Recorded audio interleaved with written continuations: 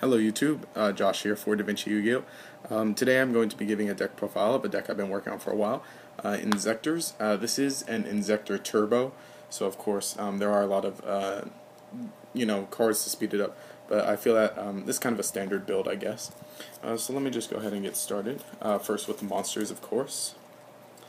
First is Triple Inzektor Centipede. He's kind of the main searcher nowadays. If you don't know what he does, all Inzektors can equip another Inzektor from your hand or your graveyard to them, and they get effects. When a card equipped to a Centipede is sent to the graveyard, you search any one Inzektor card from your deck. So, he's a basic searcher, level 3, 1600. 3 of him. Then 2 of the Ladybugs. Ladybug is that while it's equipped to an Inzektor, you can ditch it to increase another Inzektor's level by up to 2. So it lets you manipulate levels. Get up to your main level 3 guys up to level 5 easy.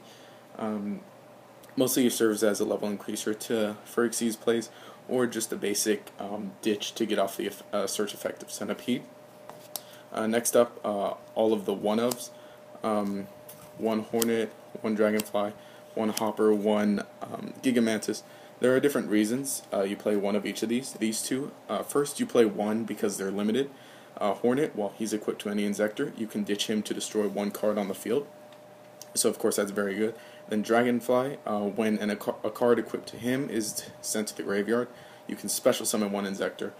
So the main reason these are limited is they work so well in tandem with each other, equipping Hornet to Dragonfly, ditching, destroying 1 card, and then special summoning another one. They're still good, and they still work at 1. But you have to get to it. Next, you play one of these, the Gigamantis and the Hopper, because they kind of only work well in 1. Hopper is kind of irrelevant. It's just a big 17. While it's equipped to an Inzektor, you can detach it, and that Inzektor can attack directly. So you can sometimes get off the effect just for the search effect of Centipede or Dragonfly. And Gigamantis, you can equip it from your hand, and while it's equipped to any Inzektor, its base attack becomes 2400, so that becomes very useful in pumping these guys up. And then when Gigamantis is sent to the graveyard, you get to special summon another Inzektor from the graveyard, but only while he's equipped to another Inzektor. So it's kind of a recurring ability. Like I said, these two kind of only work well in 1. That's all for the Inzektor part. Next up is the support. In 3 card Cards, like I said, this is a turbo variant. So you do need to try and get your key cards very quickly. Basically your 2 key cards being Hornet and Dragonfly. You want to try and get those as fast as you can, because then you can pull off the crazy combos that got those cards limited. Card works well, yeah, at 3, just as the as a turbo thing. Next up is the new card, Mathematician. Mathematician works very well when he's normal summon. You get to ditch a level 4 or lower monster from your deck to the graveyard. Normally you're going to be ditching the Inzektor Hornet to use later. Also, later on he floats well. You get to draw a card when he's destroyed by battle. It works a lot better than Armageddon Knight. Him having 100 attack more, he floats for another card, and he's level 3, so he works out with Xyz plays. And then after that, just 1 Thunder King. I'm maining it because, to stop other people. Should you not be able to draw into anything, it does work as a stall. I mean, it does kind of hurt you when you can't search with your centipedes or anything else. But it is a very good card.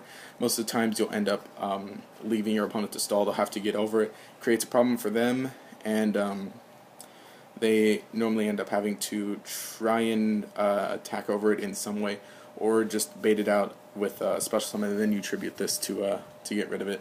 Then you can go ahead and do your searches. That's all for the monsters. Next up, the spells. 2 Mystical Space Typhoons. You can play 3. I was playing 3, but I took 1 out in favor of a 3rd Mathematician. You really do want to hit Fiendish Chains and everything, and other troublesome back row, but 2 is working fine. Then 2 Power Dualities. You're not always going to want to special summon the first turn. Like I said, I had this at 3, but I took it out for the Mathematician. It does work at 2 because a lot of the times, first time, you just will draw the best hand ever, and Duality will not help. you won't need it. In fact, you'd rather have something else a lot more useful. So choose a decent number.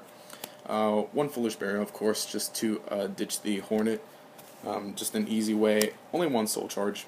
You can play multiples, of course, but I'm finding one is a decent number. Mostly I only have one, but I like it because it does help you get things, but I don't like the fact that I will have to skip my battle phase or that I'll have to take life point damage for using it.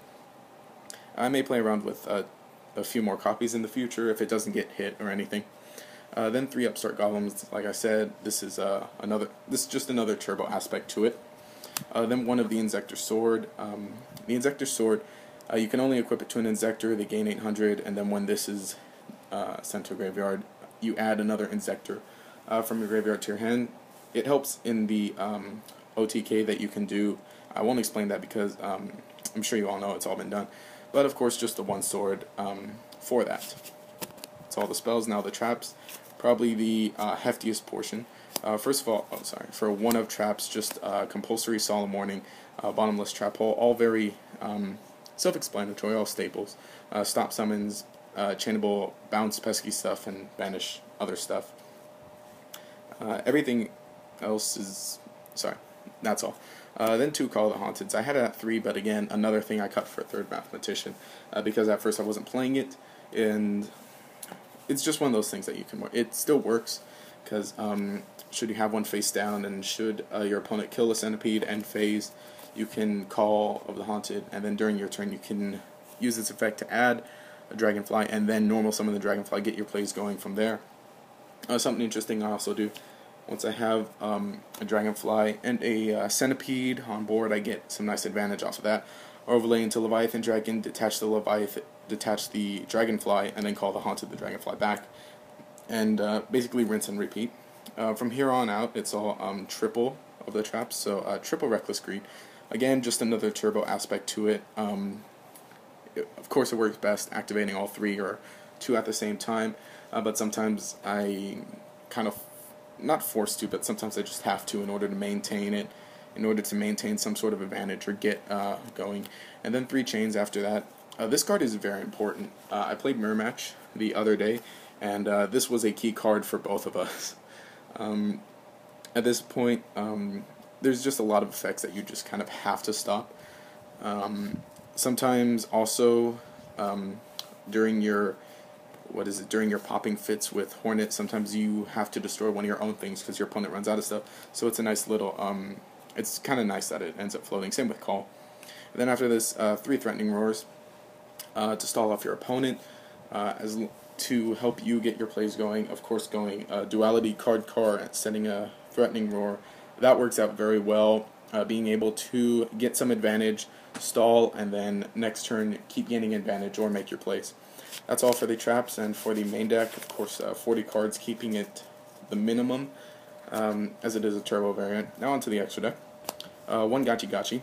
You don't really make this all that much, but should your cards ever get Veilered, or you're just drawing the worst hand and you're drawing Ladybugs and nothing else, you can make this just for some defense.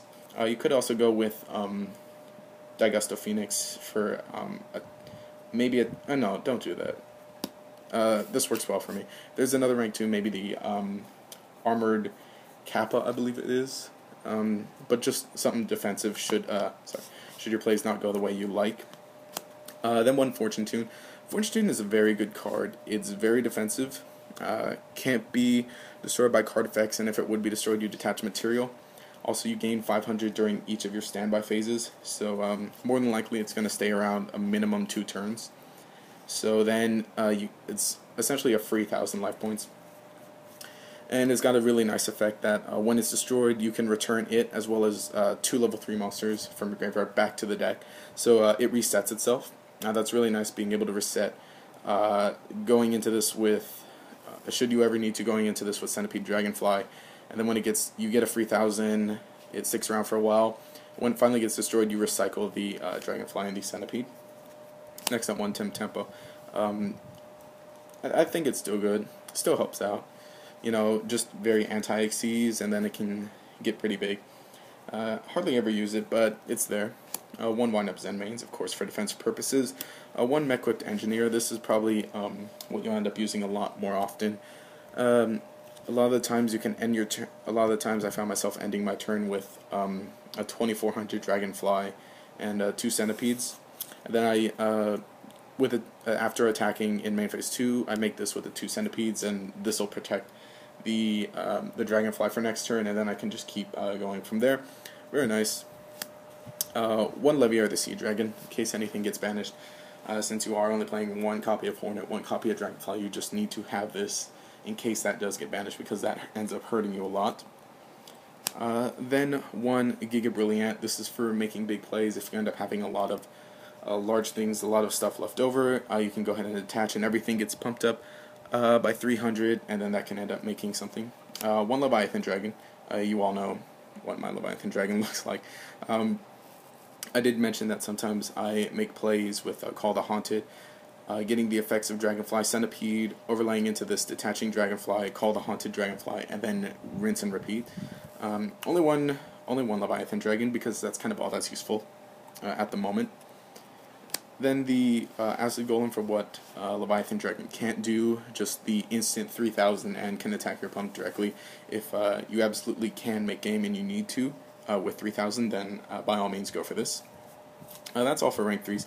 Then just kind of useful rank 4s that you can use. One Gaga Cowboy, one Lavalval Chain to should you end up ever with Ladybug, you can get up to this. The Cowboy, the Chain, ditch the for the burn, ditch Hornet, my Stroke for defense, Key Beetle because they're all dark and you can make some plays with it. One Crazy Box because you side into Eradicator.